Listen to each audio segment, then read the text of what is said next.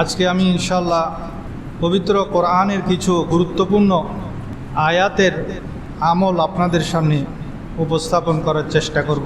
সাথে সাথে কোরআন, এই কোরআনের শক্তি, বরকত, সেই বিষয়েও কিছু কথা আপনাদের সামনে তুলে ধরার চেষ্টা করব।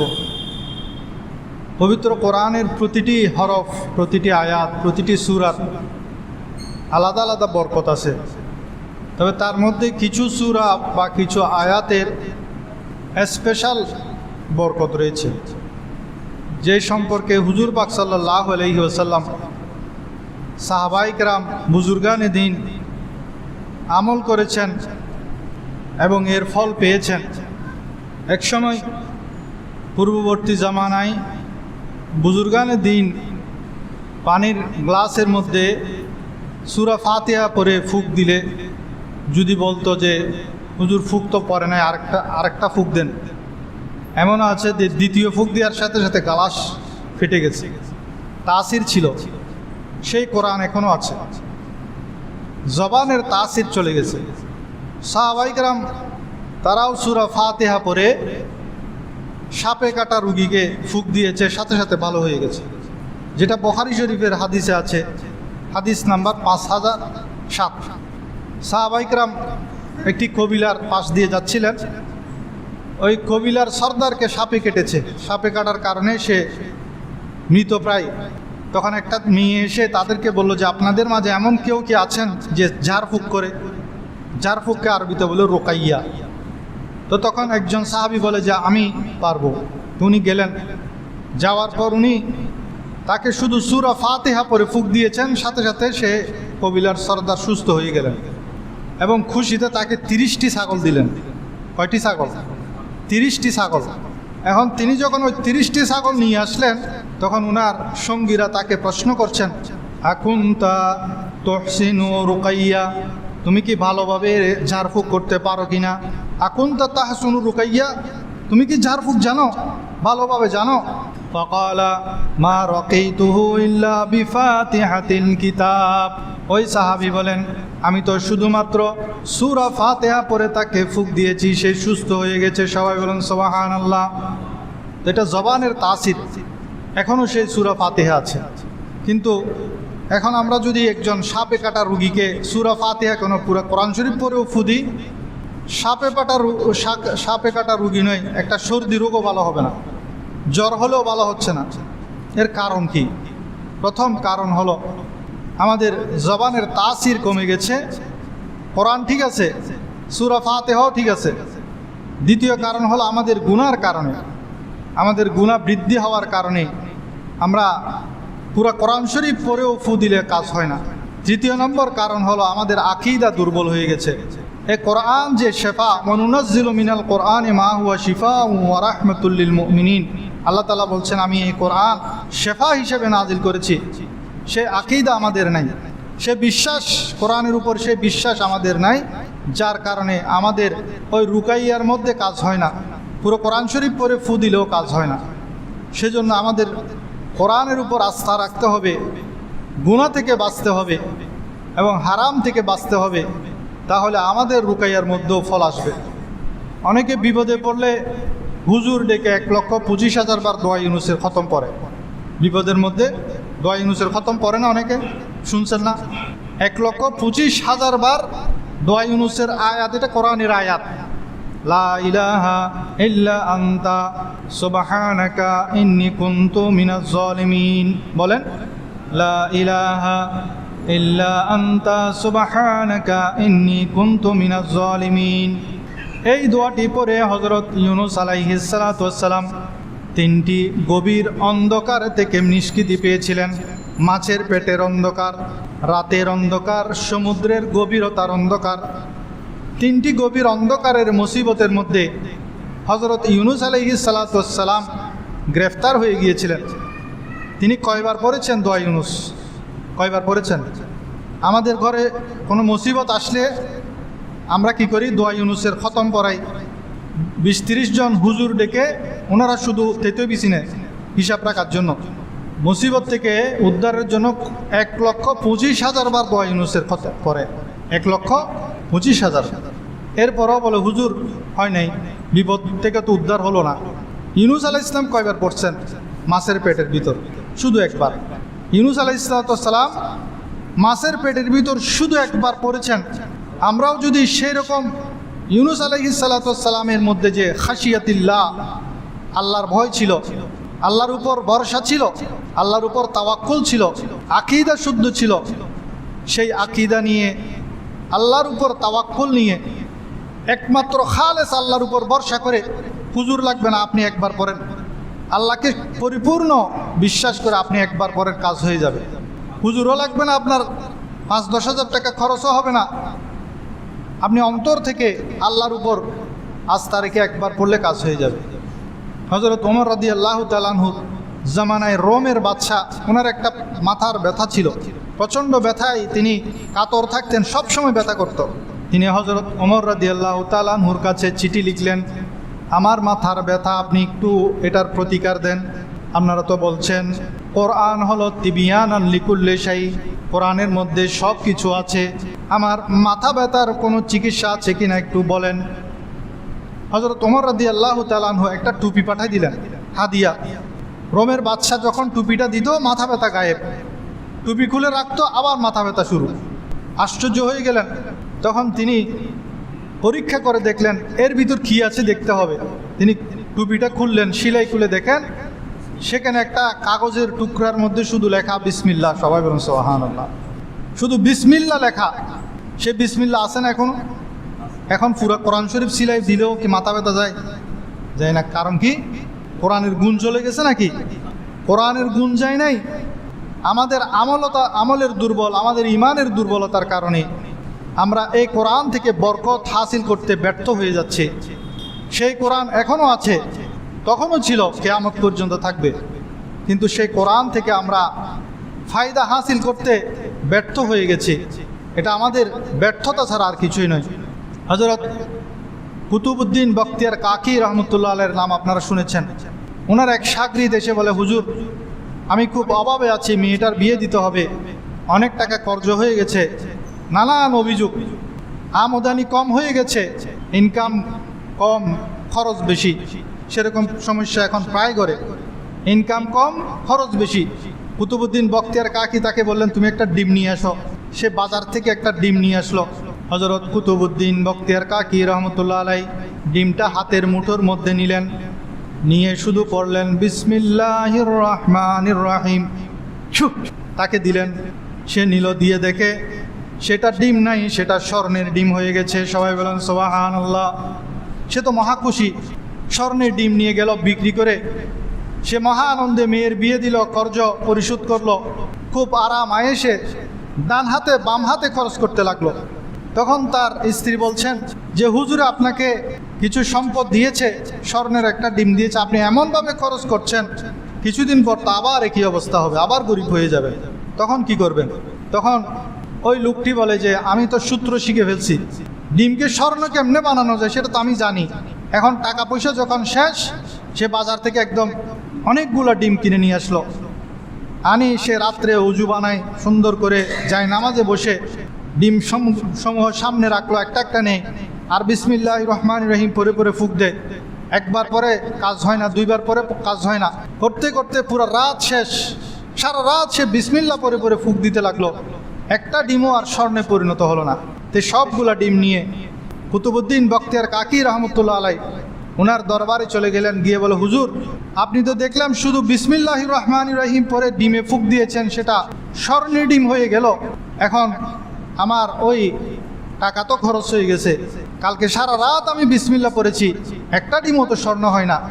তখন কুতুবউদ্দিন বখতিয়ার কাকি রহমতুল্লাহ আলাই মুস্কি হেসে বলেন, আরে বেটা, তোমার জবান আর আমার জবান তো এক না, শুধু বিসমিল্লাহ পড়লে হবে না, জবানও ঠিক রাখতে হবে। কারণ কুতুবউদ্দিন বখতিয়ার কাকি রহমতুল্লাহ আলাই কে ছিলেন? এমন একজন জলিলুর কদর আল্লাহর ওলি ছিলেন, যিনি হারাম থেকে বেঁচেছেন, সদা সত্য কথা বলেছেন, গুনাহ থেকে পরহেজ করেছেন, আল্লাহকে ভয় করেছেন, তাহাজ্জুদ গুজার ছিলেন। শুধু তিনি না, তৎকালীন যুগের ওনার এক মুরিদ ছিল বাদশাহ সুলতান সুলাইমান। তিনি বলেছেন, আমার জানাজা এমন একজন ব্যক্তির দ্বারা পড়াতে হবে যার জীবনে কোনোদিন তাহাজ্জুদ নামাজ কাজা হয় নাই। সে আমার মুরিদ। তো কুতুবউদ্দিন বখতিয়ার কাকির মুরিদ যদি জীবনে তাহাজ্জুদ নামাজ কাজা না হয়, কুতুবউদ্দিন বখতিয়ার কাকির অবস্থা কেমন ছিল একবার চিন্তা করে দেখেন। এমন পরহেজগার ছিল, সেজন্য তাদের জবানের মধ্যে তাসির ছিল। তারা বিসমিল্লাহ বললেই ডিম স্বর্ণ হয়ে যেত। সে বিসমিল্লাহ এখনও আছে, কিন্তু সেরকম জবানওয়ালা মানুষ কমে গেছে। আছে, কিন্তু আমরা চিনতে পারছি না। আছে, চিনতে পারি না আমরা। সেজন্য এই কোরআন, এটা এমন একটা কোরআন যেটা পাহাড়ের মধ্যে আল্লাহ তাআলা বলছেন, পাহাড়ের উপর যদি এই কোরআন নাজিল করতাম, খাশিয়াতিল্লাহ, আল্লাহর ভয়ে সেটা চূর্ণ বিচূর্ণ হয়ে যেত। লাউ আনজালনা হাযাল কোরআনা, আল্লাহ তাআলা বলছেন, লাউ আনজালনা হাযাল কোরআন, যদি আমি নাজিল করতাম এই কোরআন, আলা জাবাল, পাহাড়ের উপর, লারাআইতাহু খাশিআম মুতাসাদ্দিআম মিন খাশিয়াতিল্লাহ, আল্লাহর ভয়ে, খাশিয়াতিল্লাহ মানে আল্লাহর ভয়ে থর থর করে কেঁপে কেঁপে ওই পাহাড় চূর্ণ বিচূর্ণ হয়ে যেত। সবাই বলেন সুবহানাল্লাহ। আল্লাহর ভয়ে পাহাড় রেজা রেজা হয়ে যেত। সেই কোরআন মসজিদে পড়া হয়। আমাদের মসজিদের দেওয়াল সমূহ এখনো ঠিক আছে না? ভেঙে যায় নাকি? ঘরের মধ্যে পড়া হয়, ঘরের দেওয়াল কি ভেঙে যায়? ভেঙে যায় না। কেমন পাওয়ারফুল কোরআন আল্লাহ আমাদেরকে দিয়েছেন। আল্লাহ বলছেন, আমি এই কোরআনটা যদি পাহাড়ের উপর নাজিল করতাম, পাহাড় আল্লাহর ভয়ে চূর্ণ বিচূর্ণ হয়ে যেত। সেই কোরআন আমাদের ঘরে আছে, সেই শক্তিশালী কোরআন আমাদের মাঝে আছে, প্রত্যেকের ঘরে আছে। মসজিদে তেলাওয়াত হচ্ছে শুনছি, কিন্তু এটা আল্লাহর অনেক বড় রহমত যে অনেক ছোট ছোট বাচ্চারা কোরআন হেফজ করছে, কোরআনকে হেফাজত করছে, কলবের মধ্যে ধারণ করছে। এটা আল্লাহর রহমত ছাড়া আর কিছুই নয়। এই কোরআন কলবের মধ্যে ধারণ করছে, কলব ফেটে যাচ্ছে না। মসজিদের মধ্যে মাইকের মধ্যে তেলাওয়াত করা হচ্ছে, মসজিদের দেওয়াল ভেঙে যাচ্ছে না। ঘরের মধ্যে তেলাওয়াত করা হচ্ছে, ঘরের দেওয়াল ভেঙে যাচ্ছে না। কিন্তু আল্লাহর যদি কোরআনের আল্লাহর রহমত যদি না থাকতো, তাহলে আমরা জুমার নামাজের মধ্যে কোরআন তেলাওয়াত করতাম, আসরের সময় এসে দেখলাম পুরা বিল্ডিং ভেঙে গেছে। হযরত আব্দুল হক মুহাদ্দিস দেহলভী রহমতুল্লাহ আলাইহির জামানায় একটা ফিতনা শুরু হয়েছিল ভারতবর্ষের মধ্যে। কিছু হিন্দু পণ্ডিত তারা যুক্তি খাড়া করলো যে মুসলমান ধর্ম মিথ্যা, আমাদের হিন্দু ধর্ম সত্য। তারা খুব সুন্দর একটা যুক্তি উপস্থাপন করলো। তারা বলছে 4000-5000 বছর পুরানো আমাদের মন্দির আছে, কিন্তু মুসলমানদের একটা মসজিদও এমন নাই যেটা 4-5 হাজার পুরানো। আমাদের ভারতবর্ষে এমন কোনো মসজিদ কোনো মুসলমান দেখাতে পারবে না যেটা 4000 বছর আগের, 5000 বছর আগের। যদি মুসলমান ধর্ম সত্য হতো, তাহলে তাদের মসজিদগুলা হাজার হাজার বছর টিকে থাকতো। এখন দেখা যায় তাদের মসজিদগুলা তৈরি করে 30-40 বছর পরে সেটা ভেঙে ফেলতে হয়। আগের সেই পুরানো স্ট্রাকচারে থাকে না, নতুন করে আবার করতে হয়। তো এই কথাগুলো যখন তারা ছড়িয়ে দিল, তখন দুর্বল ইমানের কিছু মুসলমান তাদের কথা বিশ্বাস করে মুসলমান ধর্ম ত্যাগ করতে লাগলো। তখন কিছু লোক সেই যুগের সবচেয়ে বড় আলেম হযরত আব্দুল হক মুহাদ্দিস দেহলভী রহমতুল্লাহ আলাইহির কাছে জুমার নামাজের পর হুজুরকে এই বিষয়টা জানালেন যে হুজুর, এই রকম একটা আওয়াজ উঠেছে, হিন্দু কিছু পণ্ডিত তারা বলছেন আমাদের মুসলমান ধর্ম নাকি মিথ্যা, কারণ আমাদের মসজিদসমূহ বেশি দিন টিকে না। তাদের হিন্দু ধর্মের মন্দিরসমূহ হাজার হাজার বছর, আমাদের এ ভারতবর্ষে 5000 বছর পুরানো মন্দির আছে, ঠিক না? এখনও আছে ভারতের মধ্যে 4000 বছর 5000 বছর পুরানো মন্দির আপনারা দেখতে পাবেন, কিন্তু মুসলমানদের মসজিদ বেশি দিন টিকে না। এর কারণ কি? আপনি একটু এটার জবাব দেন। তখন আব্দুল হক মুহাদ্দিস দেহলভী রহমতুল্লাহ আলাইহি বলছেন যে এটার তো জবাব দিলে হবে না, তাদেরকে প্রমাণ দেখাতে হবে। তাদের এই কথাটাকে সমূলে উচ্ছেদ করতে হবে। তারা যাতে আর কোনোদিন এই কথা উত্থাপন করতে না পারে, সেটাকে এমনভাবে প্রমাণ সাপেক্ষে উপস্থাপন করতে হবে যাতে তারা এই ধরনের মিথ্যা প্রপাগান্ডা যাতে আর ছড়াতে না পারে। তুমি তাদের সাথে যোগাযোগ করো, তাদের সাথে আমার মিটিং করিয়ে দাও। তখন ওই হিন্দু পণ্ডিতদের সাথে আব্দুল হক মুহাদ্দিস দেহলভী রহমতুল্লাহ আলাইহির সাথে তাদের একটা অনেক পুরানো মন্দিরের উঠানের মধ্যে একটা মিটিংয়ের সবার আয়োজন করা হলো। তারা তাদের বক্তব্য রাখলো। তখন আব্দুল হক মুহাদ্দিস দেহলভী রহমতুল্লাহ আলাইহি তাদেরকে বুঝালেন যে আমাদের মসজিদসমূহ প্রথমে ছোট আকারে তৈরি করা হয়, আল্লাহর রহমতে এই মসজিদের মধ্যে আস্তে আস্তে মুসল্লি বাড়তে বাড়তে যখন বেড়ে যায় তখন মসজিদটাকে বড় করতে হয়। 20 বছর 30 বছর পর এটাকে বড় করতে হয়। ধরেন এই মসজিদটা আজ থেকে 20-25 বছর আগে ছোট ছিল, এখন বড় হয়েছে, হয়তো আগামী 20 বছর পর আরও বড় হবে, ঠিক না? এভাবেই সেটা সংস্কার হয়। সেজন্য আগের ভিত্তির উপর থাকে না, পুরানো ভিত্তির উপর সেটা থাকে না। এখন তোমাদের মন্দির সেটা তো যেভাবে তৈরি করা হয় সেটা থেকে যায়, সেটা আর বড় করতে হয় না, সেটাকে সংস্কারও করতে হয় না। কিন্তু আমাদের মসজিদসমূহ সংস্কারের প্রয়োজন হয়, কারণ আমাদের মসজিদের প্রতিনিয়ত ডেলি 5 ওয়াক্তে 5 বার মানুষের আনাগোনা থাকে। যখন মুসল্লি বেড়ে যায় মসজিদ বড় করতে হয়। তখন এরপরে বলল, তাছাড়া আল্লাহ রব্বুল আলামিন এর অনেক বড় রহমত যে তিনি আমাদের কোরআন তেলাওয়াত যে মসজিদে হয় সেই মসজিদটাকে তিনি ভেঙে চুরমাচুর করে দিচ্ছেন না। এটার দ্বারাও প্রমাণিত হয় যে ইসলাম ধর্ম সত্য। কারণ আল্লাহ তাআলা কোরআনে বলছেন, লাউ আনজালনা হাযাল কোরআন আলা জাবালিল লারাআইতা, আমি যদি এই কোরআনকে পাহাড়ের উপর নাজিল করতাম তাহলে আল্লাহর ভয়ে পাহাড় চূর্ণ বিচূর্ণ হয়ে যেত। কিন্তু আমাদের মসজিদ তো চূর্ণ বিচূর্ণ হয় না। এখন তোমরা আমাকে যেই মন্দিরের সামনে এনেছ, আমাকে বলো এই দিল্লির এই মন্দিরটা কয় বছর আগের? তারা বলছে এটা 3000 বছর আগের। বলে যে চলো, সবাইকে নিয়ে তিনি মন্দিরের ভিতর ঢুকলেন। ঢুকে তিনি মন্দিরের দিকে বড় বড় পিলারের দিকে ইশারা করে করে আয়াতটি তেলাওয়াত করতে লাগলেন। লাউ আনজালনা হাযাল কোরআন আলা জাবালিল লারাআইতাহু খাশিয়াম মুতাসাদ্দিয়াম মিন খাশিয়াতিল্লাহ। এভাবে যখন 3 বার তিনি ওই পিলার সমূহের দিকে ইশারা করে করে পড়া আরম্ভ করলেন, ভূমিকম্প শুরু হয়ে গেল। মনে হচ্ছে যেন মন্দিরটা এখনই ভেঙে পড়ে যাবে। কোরআনের আয়াতের তাসিরে মন্দিরের মধ্যে কম্পন যখন শুরু হয়ে গেল, ওই হিন্দু পণ্ডিতরা তারা বুঝতে পারলো যে এটা কোরআনের পাওয়ার, শক্তিশালী কোরআনের পাওয়ার। আমাদের এই 3000 বছরের পুরানো মন্দির তো ভেঙে যাবে। তারা হুজুরের পায়ে ধরে ফেললো যে হুজুর, আমাদের ভুল হয়ে গেছে, আমাদেরকে ক্ষমা করে দেন, আমরা বুঝতে পারি নাই, আমরা যে কথাটা উপস্থাপন করেছিলাম, যে আওয়াজটা তুলেছিলাম মুসলিম ধর্মের বিরুদ্ধে, আমাদের সেই কথাটা উদ্র করলাম। সেদিনের সেই ঘটনা দেখে সেখানে কিছু কিছু হিন্দু ভাই মুসলমান হয়ে গেছেন। সবাই বলেন সুবহানাল্লাহ। এই কোরআন এখনও আছে না? সেই শক্তিশালী কোরআন, যেই কোরআন পাহাড়ে নাজিল হলে পাহাড় চূর্ণ বিচূর্ণ হয়ে যেত, সেই কোরআন এখনও আমাদের মাঝে আছে। সেই কোরআনের মধ্যে এমন কিছু আয়াত আছে যে আয়াতগুলা আমাদের জন্য প্রতিনিয়ত আমল করা অত্যন্ত জরুরি। যেমন প্রথম আয়াতটি হলো আয়াতুল কুরসি। এই আয়াতুল কুরসি এটা অনেকে বলেন যে আমল করি তাসির হয় না, আমল বাড়িয়ে দিবেন, তাসির যখন হবে না। অনেকে বলেন যে আমি রাত্রে আয়াতুল কুরসি পড়ে শুই, কিন্তু এরপরও ভয় লাগে। ভয় যখন লাগবে তখন আয়াতুল কুরসি পড়া আরম্ভ করবেন। শুধু একবার নয়, কারণ আমাদের তাসির যেহেতু কমে গেছে। যেমন একবারের দোয়া ইউনুস 1,25,000 বার পড়তেছি, তারপরেও কাজ হচ্ছে না। যখন ভয় লাগবে বারবার পড়তে থাকবেন। একজন মুফতি মোহাম্মদ জারওয়ালি, উনি ইন্তেকাল করেছেন কিছুদিন আগে। ওনার জবানে আমি এই কথাটা শুনেছি। উনি বলছেন, আমি সবসময় জিনদের শয়তানের বিরুদ্ধে কথা বলতাম।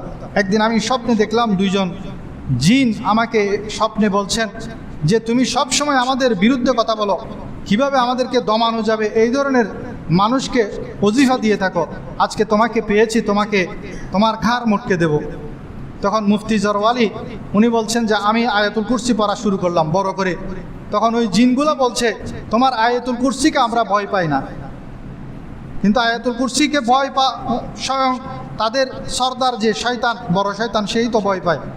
আবু হুরায়রা রাদিয়াল্লাহু তাআলা আনহুকে সেই শিক্ষা দিয়েছে। আবু হুরায়রা রাদিয়াল্লাহু কিছু ছৎকার মাল পাহারা দিচ্ছিল। শয়তান মানুষের সুরত ধরে সেগুলা চুরি করতে আসলো। অনেক লম্বা হাদিস, আমি সংক্ষেপে বলছি।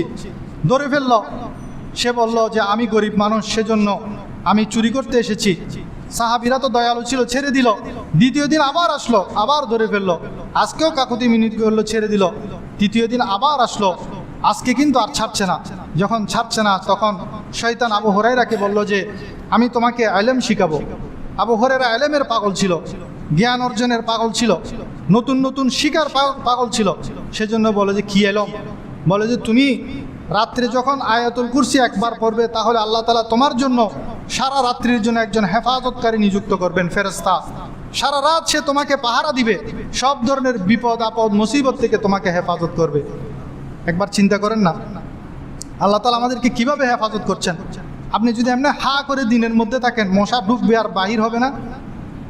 কিন্তু রাত্রে কোনোদিন আপনার মুখের ভিতর, কানের ভিতর মশা ঢুকে নাই, কে হেফাজত করছে? অনেকে হা করে ঘুমায়, কোনোদিন কি শুনেছেন হা করে ঘুমিয়েছিলাম মুখের ভিতর মশা ঢুকে গেছে, মাছি ঢুকে গেছে? এই যে হেফাজতকারী ফেরেশতা হেফাজত করছেন। শয়তান বলছে তুমি আয়াতুল কুরসি পড়বে, তোমাকে একজন হেফাজতকারী হেফাজত করবে এবং শয়তান তোমার কাছেও আসতে পারবে না। তো শয়তান, যে মেইন শয়তান, সে বলছে যে আয়াতুল কুরসি পড়লে শয়তান কাছেও আসতে পারবে না। এখন জিল বলছে তোমার আয়াতুল কুরসিকে আমি ভয় পাই না। তখন মুফতি জরওয়ালি বলেন যে আমি তখন আয়াতুল কুরসি পড়া আরও বাড়িয়ে দিলাম। যখন একবার পরে কাজ হয় না, আমি পরপর যখন 3 বার পরে ফেললাম, সাথে সাথে দেখলাম ওই জিনগুলো ছাই হয়ে গেল, তারা জ্বলে পুলে সারখার হয়ে গেল। সবাই বলেন সুবহানাল্লাহ। তাহলে আমল বাড়িয়ে দিতে হবে। একবারে কাজ না হলে 3 বার পড়েন, 3 বারে না হলে 5 বার পড়েন, বেজুর সঙ্গে শুধু বাড়াতে থাকবেন।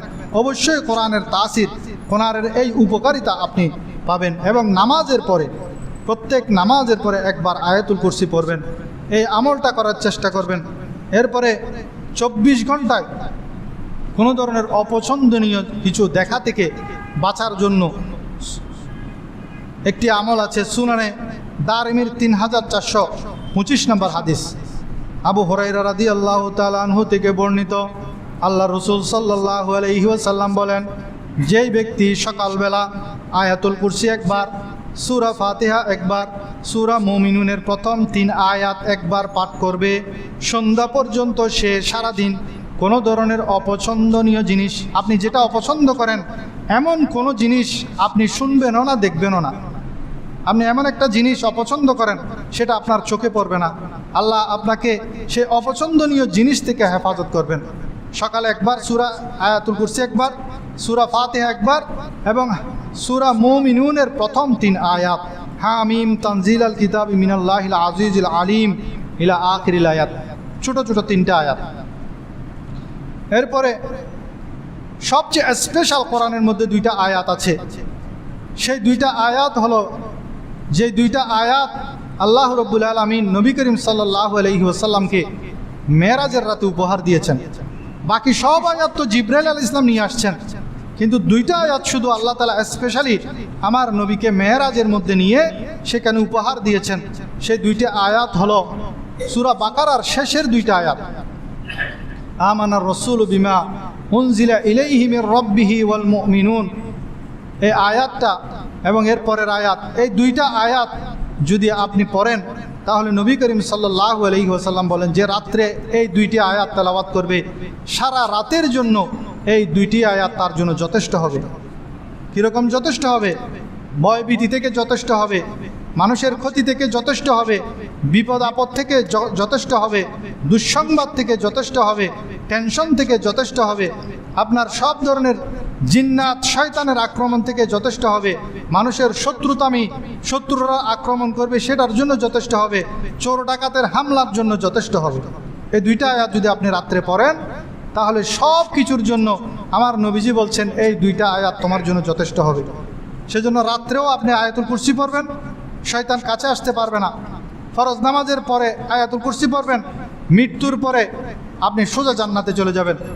এবং রাত্রে ঘুমানোর পরে সূরা বাকারার 2টা আয়াত, লাস্টের 2টা আয়াত, আমানার রাসূলু বিমা উনজিলা ইলাইহি মির রাব্বিহি ওয়াল মুমিনুন কুল্লুন আমানা বিল্লাহি ওয়া মালাইকাতিহি ওয়া কুতুবিহি ওয়া রুসুলি লা নুফাররিকু বাইনা আহাদিম মির রুসুলি ওয়া ক্বালু সামি'না ওয়া আতা'না গুফরানাকা রাব্বানা ওয়া ইলাইকাল মাসির লা ইউকাল্লিফুল্লাহু নাফসান ইল্লা উসআহা লাহা মা কাসাবাত ওয়া আলাইহা মা ইকতাসাবাত রব্বানা লা তুআখিযনা ইন নাসিনা ওয়া আখতানা রব্বানা ওয়া লা তাহমিল আলাইনা ইসরান কামা হামালতাহু আলাল লাযিনা মিন ক্বাবলিনা রব্বানা ওয়া লা তুহাম্মিলনা মা লা তাকাতা লানা বি ওয়া'ফু আন্না ওয়াগফির লানা ওয়ারহামনা আনতা মাওলানা ফানসুরনা আলাল কওমিল কাফিরিন। এই 2টা আয়াত মুখস্থ না পারলে দেখে দেখে পড়বেন, লিখে রাখবেন। আয়াতুল কুরসি লিখে রাখবেন, এই 2টা আয়াত লিখে রাখবেন। রাত্রে ঘুমানোর সময় নামাজের পরে এই আয়াতগুলা আমল করবেন, তাহলে সারা রাত আপনি সব ধরনের অনিষ্ট থেকে আল্লাহ তাআলা আপনাকে হেফাজত করবেন। সালাতুন ইয়া রাসূলাল্লাহ আলাইকুম সালামুন ইয়া হাবিবাল্লাহ। এরপর আপনি কোনো বৈঠকে গেছেন, কারোর সাথে মিটিংয়ে গেছেন, কোনো আত্মীয়ের বাসায় গেছেন, কোনো মসজিদে গেছেন, কোনো মাহফিলে গেছেন, বাজারে গেছেন, চায়ের দোকানে গেছেন, যেখানে গিয়ে আপনি বসেছেন 2-4-5 জনের সাথে, 10-20 জনের সাথে, সেখানে আপনি অনেক কথা বলতে পারেন।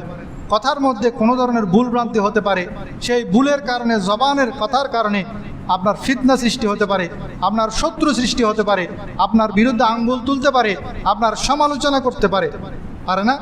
কথা বললেই সমালোচনা হবে। আমি যেখানে কথা বলছি, যতই ভালো কথা বলে আমার সমালোচনা হবে। হুজুর পাক সাল্লাল্লাহু আলাইহি ওয়াসাল্লামের সমালোচনা করে নাই? করে নাই? করছে। নবীদের সমালোচনা করে নাই? সাহাবীদের করে নাই? সমালোচনা হবেই। কথা যখন বলবেন, কোনো মজলিসে যখন যাবেন, আপনার দোষ তুলবেই, আপনার বিরুদ্ধে কথা বলবেই। এই কথা থেকে, আঙ্গুল তোলা থেকে, কারো কেউ অসম্মান করুক, সেটা থেকে যদি আপনি বাঁচতে চান, হযরত আলী রাদিয়াল্লাহু তাআলা আনহু বলেন যে সূরা সাফফাত, ওই বৈঠকের থেকে যখন আপনি উঠবেন, সর্বশেষে আপনি সূরা সাফফাতের লাস্টের 3টা আয়াত পড়বেন। সুবহান রাব্বিকা রাব্বিল ইজ্জাতি আম্মা ইয়াসিফুন ওয়া সালামুন আলাল মুরসালিন ওয়ালহামদুলিল্লাহি রাব্বিল আলামিন। হুজুরেরা দোয়ার শেষে এটা পড়ে, খেয়াল করেন। প্রত্যেক হুজুর যখন দোয়া করে লাস্টের দিকে এই দোয়াটা পড়ে। এর রহস্য আজকে জেনে গেলেন। হযরত আলী রাদিয়াল্লাহু বলছেন, যে কোনো মজলিসে যাবেন, সর্বশেষে এই আয়াত 3টা পড়ে নেবেন, তাহলে কেউ আপনার অসম্মানী করবে না, আপনার বিরুদ্ধে কথা বলার সাহস পাবে না, আপনার দিকে কেউ আঙ্গুল তুলবে না। এবং নবী করিম সাল্লাল্লাহু আলাইহি ওয়াসাল্লাম তিরমিজি শরীফের 299 নম্বর হাদিস, হযরত আয়েশা সিদ্দিকা বলেন, আমার নবীও নামাজের শেষে প্রত্যেক নামাজের শেষে লা ইলাহা ইল্লাল্লাহু ওয়াহদাহু লা শারীকা লাহু লাহুল মুলকু ওয়া লাহুল হামদু ইউহয়ি ওয়া ইউমীত ওয়া হুয়া আলা কুল্লি শাইইন কাদির আল্লাহুম্মা লা মানিয়া লিমা আ'তাইতা ওয়া লা মুতিয়া লিমা মানা'তা ওয়া লা ইয়ানফাউ জাল জাদ্দি মিনকা জাদ্দু। এটা পড়ার পর এরপরে নবীজি বলতেন, সুবহানা রাব্বিকা রাব্বিল ইজ্জাতি আম্মা ইয়াসিফুন ওয়া সালামুন আলাল মুরসালিন ওয়ালহামদুলিল্লাহি রাব্বিল আলামিন। আপনারাও এই আমলটা করবেন। কোথাও গেছেন, বিয়ের বাড়ি, মেয়ে দেখার জন্য গেছেন, ছেলে দেখার জন্য গেছেন, সেখানে বসেছেন, কথাবার্তি হয়েছে, কথাবার্তি করে আসার পরে আবার একটা ফিতনা শুরু হয়ে যায়। অনেক সময় বিয়ে ভেঙে যায়। কিন্তু আপনারা ওই যে কথা বলেছেন, সেই সময় লাস্টে যদি এই দোয়াটা পড়ে আসতে পারেন, তাহলে আর কেউ আঙ্গুল তুলবে না, আপনাদের ওই কথার উপর কেউ আর কথা বলবে না, সেটা সমাধান হয়ে যাবে সেদিন। কিন্তু যদি এই দোয়াগুলো না পড়ে আসেন, ফিতনা সৃষ্টি হবার সম্ভাবনা রয়েছে। সেজন্য প্রত্যেক বৈঠকের পরে আপনি কোনো তসবিহ পড়ছেন, জিকির আজকার করছেন ঘরে, তখনও সর্বশেষে দোয়ার শেষে সুবহান রাব্বিকা রাব্বিল ইজ্জাতি আম্মা ইয়াসিফুন ওয়া সালামুন আলাল মুরসালিন ওয়ালহামদুলিল্লাহি রাব্বিল আলামিন, এটা পড়ে উঠবেন। এরপর সর্বশেষ যে আমলটি বলবো, অনেক লম্বা কাহিনী, সংক্ষিপ্ত বলে আমি শেষ করে দিব, সময় শেষ। সেটা হলো সূরা তওবার লাস্টের 2টি আয়াত। হযরত হুযাইমা বিন সাবিত রাদিয়াল্লাহু তাআলা আনহু, ওনাকে আল্লাহ তাআলা 3টা নিয়ামত দিয়েছেন। 1 নম্বর নিয়ামত হলো, হুযাইমা বিন সাবিত একদিন আমার নবীর কাছে এসে বলে, ইয়া রাসূলুল্লাহ, আমি স্বপ্নে দেখেছি আপনার কপালের মধ্যে আমি সিজদা করছি। একমাত্র তিনি একজন সাহাবী যিনি আমার নবীর কপালের উপর সিজদা করেছেন, আমার নবীর কপালের মধ্যে চুমু খেয়েছেন। সে হুযাইমা বিন সাবিত রাদিয়াল্লাহু যখন বলছেন, ইয়া রাসূলুল্লাহ, আমি গত রাতে স্বপ্নে দেখেছি আপনার কপালে আমি সিজদা করছি। নবীজি সাথে সাথে শুয়ে গেলেন, বলে যে তোমার স্বপ্ন পূরণ করো। হুযাইমা বিন সাবিত সাথে সাথে আমার নবীর কপালে সিজদা করলেন, আমার নবীর কপালে চুমু দিলেন। 2 নম্বর ফজিলত, অনেক লম্বা ঘটনা, আমি সংক্ষেপে এটাই বলছি। ওনাকে আমার নবী ঘোষণা দিয়েছেন, হুযাইমা বিন সাবিতের একজনের সাক্ষী 2 জনের বরাবর। সে একজন সাক্ষী দিলে 2 জনের সাক্ষীর বরাবর হবে। 3 নম্বর ফজিলত হলো, হুযাইমা বিন সাবিত রাদিয়াল্লাহু তাআলা আনহু, তিনি যখন হযরত আবু বকর সিদ্দিক রাদিয়াল্লাহু তাআলা আনহু ওমর রাদিয়াল্লাহুর পরামর্শে কোরআন সংগ্রহ করছেন, তখন হযরত সমস্ত কোরআনের সবগুলো আয়াত 2 জন সাক্ষী 2 জন সাহাবী থেকে শুনবে। একটা আয়াতকে 2 জন সাহাবী থেকে শুনতে হবে। 2 জন সাহাবী যদি সাক্ষী দেয় হ্যাঁ এটা কোরআনের আয়াত, তখন সেটা লিপিবদ্ধ করা হয়েছে। কিন্তু এই সূরা তওবার লাস্টের 2 আয়াত হযরত হুযাইমা বিন সাবিত ছাড়া আর কেউ বলে নাই। হযরত হুযাইমা বিন সাবিত লিখিত নিয়ে আসলেন, লাকাদ জাআকুম রাসূলুম মিন আনফুসিকুম আজিজুন আলাইহি মা আনিতুম হারিসুন আলাইকুম বিল মুমিনিনা রাউফুর রহিম ফাইন তাওয়াল্লাউ ফাকুল হাসবিয়াল্লাহু লা ইলাহা ইল্লাহু আলাইহি তাওয়াক্কালতু ওয়া হুয়া রাব্বুল আরশিল আযীম।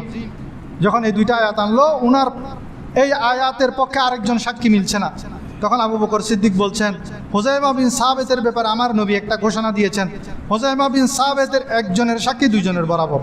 সুতরাং সে যখন এই দুইটা আয়াত এনেছে এটা গ্রহণযোগ্য। অতঃপর সূরা তাওবার লাস্টে এই দুইটা আয়াত সংযুক্ত করা হলো। এই দুইটা আয়াতের সাথে হুযায়ফা বিন সাবিতের সাথে সম্পর্ক। হুযায়ফা বিন সাবিত এমন একজন সাহাবী যিনি আমার নবীর কপালে চুমু খেয়েছেন। সেই হুযায়ফা বিন সাবিতের এই দুইটা আয়াত দ্বারা সূরা তাওবা শেষ হয়েছে। এখন হযরত শিবলি রহমতুল্লাহ একজন আল্লাহর ওলি ছিলেন, বুজুর্গ ছিলেন। একদিন উনার যুগের একজন অনেক বড় আলেম স্বপ্ন দেখছেন হযরত শিবলি রহমতুল্লাহ আলাইকে নবী করিম সাল্লাল্লাহু আলাইহি ওয়াসাল্লাম কপালে চুমু দিচ্ছেন। যখন শিবলি রহমতুল্লাহ আলাইহি মসজিদে আসছেন, মসজিদের মধ্যে তখন ওই হযরত আবু বকর মুজাহিদ রহমতুল্লাহ আলাইহি ওই আলেম, তিনি তখন কোরআন হাদিসের দরস দিচ্ছেন। তো আবু বকর মুজাহিদ রহমতুল্লাহ আলাইহি যখন কোরআনের দরস দেন, হাদিসের দরস দেন, যত বড় পীর সাহেব আসুক, যত বড় আলেম আসুক, যত সম্মানী লোক আসুক, তিনি তাকে সম্মান দেখাতেন না। কারণ কোরআন হাদিসের চাইতে বড় তো কিছু হতে পারে না।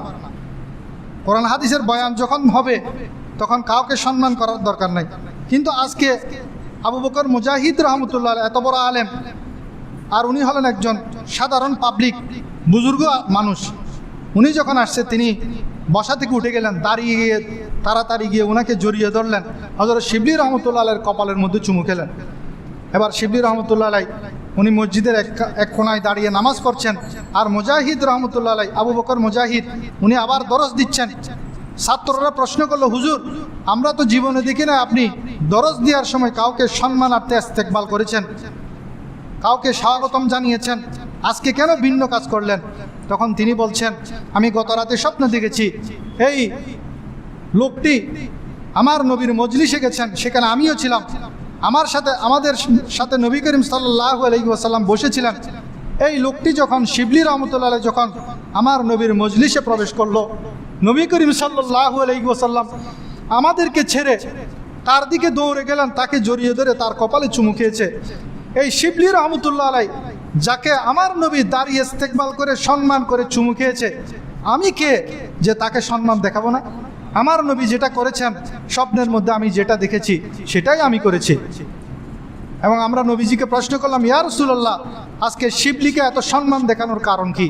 কেন আপনি তাকে এত সম্মান দেখালেন?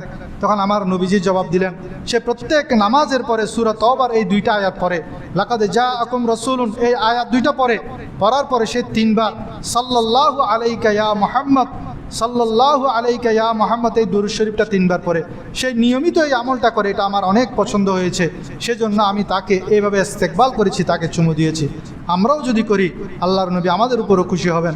সুতরাং প্রত্যেক নামাজের পরে সূরা তাওবার এই দুইটা আয়াত তেলাওয়াত করার চেষ্টা করবেন, তেলাওয়াত করে তিনবার দুরূদ শরীফ পড়বেন। এরপর ফজরের সময় এবং আসরের পরে যদি সূরা হাশরের শেষের তিনটা আয়াত হুয়াল্লাহুল্লাযী লা ইলাহা ইল্লাহু এই তিনটা আয়াত আউযু বিল্লাহিস সামিউল আলিম তিনবার পড়বেন। পরে এই সূরা হাশরের শেষের তিনটা আয়াত যদি পড়েন, প্রিয় নবী করিম সাল্লাল্লাহু আলাইহি ওয়াসাল্লাম বলছেন ৭০,০০০ ফেরেশতা, একজন দুইজন নয়, ৭০,০০০ ফেরেশতা আপনি যদি সকালে পড়েন সন্ধ্যা পর্যন্ত আপনার জন্য গুনাহ মাফ চাইবে, আর যদি সন্ধ্যাবেলায় পড়েন সকাল পর্যন্ত আপনার গুনাহ মাফ চাইবে। আল্লাহ রাব্বুল আলামিন আমরা এতক্ষণ পর্যন্ত আয়াতুল কুরসির ফজিলত, কোরআনের ফজিলত এবং সূরা ফাতিহার ফজিলত, যে সূরা হাশরের শেষ দুই আয়াত, সূরা তাওবার শেষ দুই আয়াতের ফজিলত শুনেছি। এখন এই কোরআন তখনও না ছিল, এখনও আছে, কিন্তু এই কোরআনকে মানুষ আপনারা দেখছেন নাউজুবিল্লাহ লাথি মারছে, আগুন জ্বালাচ্ছে। আল্লাহর আযাব কেন আসছে না? প্রশ্ন আসে না? আল্লাহর আযাব কেন আসে না? কোরআনটা যদি সত্যি হতো তার উপর কেন বজ্রপাত হচ্ছে না? বজ্রপাত হচ্ছে না তা নয়, হচ্ছে, কিন্তু আমরা দেখছি না। কিছুদিন পর হয়তো হবে, তখন আমরা ভুলে যাব। ডেনমার্কের মধ্যে যে কোরআন পুরাচ্ছে তাদের উপর আল্লাহর আযাব আসবে, যখন আসবে তখন আমরা ভুলে যাব। আমার নবীর জামানায় একজন খ্রিস্টান মুসলমান হয়ে নবী করিম সাল্লাল্লাহু আলাইহি সাল্লাম তাকে ওহী লিখার দায়িত্ব দিল। সে কোরআন লিখত, সূরা বাকারা, সূরা আল ইমরান সে লিখেছে, মুখস্থ করেছে। কিছুদিন পর সে আবার মোরতাদ হয়ে গেল, সে আবার খ্রিস্টান হয়ে গেল। খ্রিস্টান হয়ে সে কোরআনের বিরুদ্ধে, নবীর বিরুদ্ধে কথা বলা আরম্ভ করলো, যেটা বুখারী শরীফের হাদিসের মধ্যে আছে। কিছুদিন পর, বেশ কয়েক বছর পর সে যখন মারা গেল, তাকে খ্রিস্টানেরা দাফন করলো। সকালে যখন আসি দেখে তার দাফন করার পর সকালে ওই খ্রিস্টানরা আসি দেখে তার কবরটা ওই কবর থেকে বাহিরে পড়ে আছে। তখন তারা চিন্তা করলো নিশ্চয়ই এটা মুসলমানদের কাজ, কারণ সে ইসলাম ধর্ম ত্যাগ করে এসেছে। হয়তো মুসলমানরা এবং মুহাম্মদের অনুসারীরা আমাদের এই ভাইটাকে মাটি থেকে, কবর থেকে বের করে দিয়েছে। তারা আবার গভীরভাবে খনন করে তাকে আবার দাফন করলো। দ্বিতীয় দিনে দেখে তার লাশটা বাহিরে পড়ে আছে। তৃতীয় দিন আরও গভীর করে খুব মজবুতভাবে তাকে দাফন করা হলো, কিন্তু তৃতীয় দিনে দেখে যে তার কবরটা বাহিরে পড়ে আছে, মাটিয়ে তার লাশ গ্রহণ করে নাই। এই যারা কোরআনের অবমাননা করছে, দেখবেন তাদের উপর আল্লাহর আযাব দুনিয়ার মধ্যে মৃত্যুর আগেও আসবে, মৃত্যুর সময় আসবে, মৃত্যুর পরেও তাদের উপর আযাব আসবে। যারা কোরআন অবমাননা করে, নবীর শানে বেয়াদবি করে, দুনিয়ার মধ্যে খোদার কসম আল্লাহর আযাব তাদের উপর আসবে। আল্লাহর জমিন তাদেরকে গ্রহণ করবে না, তাদের লাশ গ্রহণ করবে না, তাদের লাশ খুঁজে পাওয়া যাবে না। সে আযাব আমার নবীর যুগে আল্লাহ রব্বুল আলামিন দেখিয়ে দিয়েছেন। সেজন্য এমন চিন্তা করবেন না যে কোরআনের উপর এত অবমাননা করা হচ্ছে, তাদের উপর আযাব আসছে না কেন। আযাব অবশ্যই আসবে, কিন্তু যখন আসবে তখন আমরা এই কাহিনীগুলো ভুলে যাব। আল্লাহ রব্বুল আলামিন এই শক্তিশালী কোরআনকে আমাদের মহব্বত করার তৌফিক দান করুন। প্রতিদিন কোরআন তেলাওয়াত করার তৌফিক দান করুন। কোরআনের যে মূল্যবান আয়াতসমূহের ফজিলত বলেছি সেগুলো আমল করার তৌফিক দান করুন। আমিন। ওয়া আখিরি দাওয়ানা আনিল হামদুলিল্লাহি রাব্বিল আলামিন। যারা সুন্নত পড়েন না, সুন্নত পড়েন। আসসালামু আলাইকুম।